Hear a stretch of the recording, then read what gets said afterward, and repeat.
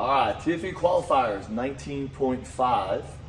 It is a couplet and a leg burner for sure. It carries an 8-minute time cap and it's done for time. It's overhead dumbbell, alternating lunges, and box jump overs.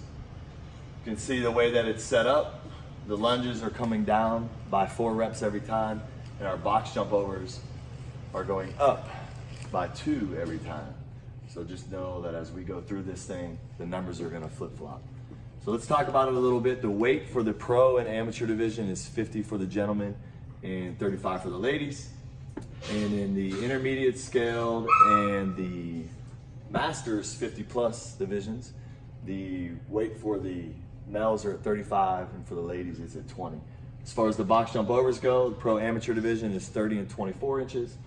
And then the intermediate scaled and masters 50 plus are 24 and 20 inches. They're all box jump overs. There are no step overs allowed in the workout. So let's talk about the workout a little bit and go through it.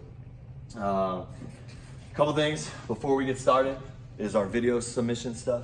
We're gonna make sure that we film our dumbbell and that we film our height of our box. That'll be a real easy video to set up right there. After that, as far as setup goes, we're gonna want the dumbbell and the box in the same general area. So I should be able to step here and do my overhead lunges, right? Then when I'm done, dumbbell can go down. I'll be able to turn sideways and go directly into my box jump overs. I want that in a nice tight area. 1 point on those lunges, make sure that we are stepping forward. There are no stepping backwards in the lunges. All the lunges have to go forward. So let's go through the workout a little bit. Dumbbell starts on the ground, call it 3, 2, 1, go. We're gonna snatch it or clean and press it overhead any way that you want. Once you get it overhead, that's when you start your 25 alternating lunges or 24 alternating lunges.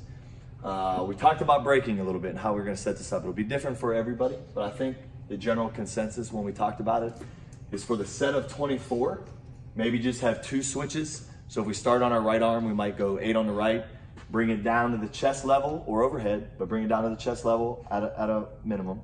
Then go back on the left and do 8 on the left, bring it down and switch, go back to your right.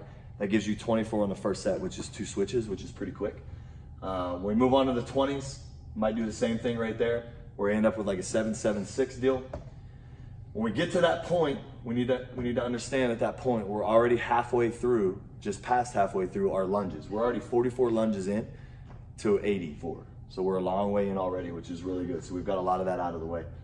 And then in the 16s, we talked about switching just 1 time. So maybe going 8 and 8. And then absolute necessity for the 12, 8, and 4, no switching on the lunges. Whichever hand you pick the dumbbell up with, that's where you need to stay on there. The only place you're really gonna breathe through here is at the top of each lunge. And then of course in your box jump overs when you're transitioning from side to side. On the box jump overs, remember, it's a 2-foot takeoff, land on top of the box or jump completely over the box. That's all the way up to you. You have to land with 2 feet on the other side. You do not have to stand up. So do not stand up tall in these boxes. Stay crouched, stay low in that position as you go.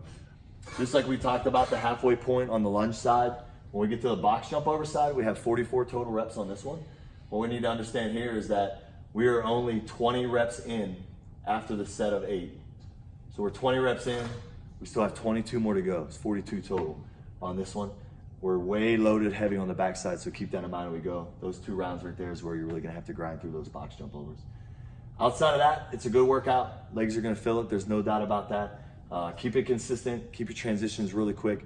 Switch as little as possible with the dumbbell.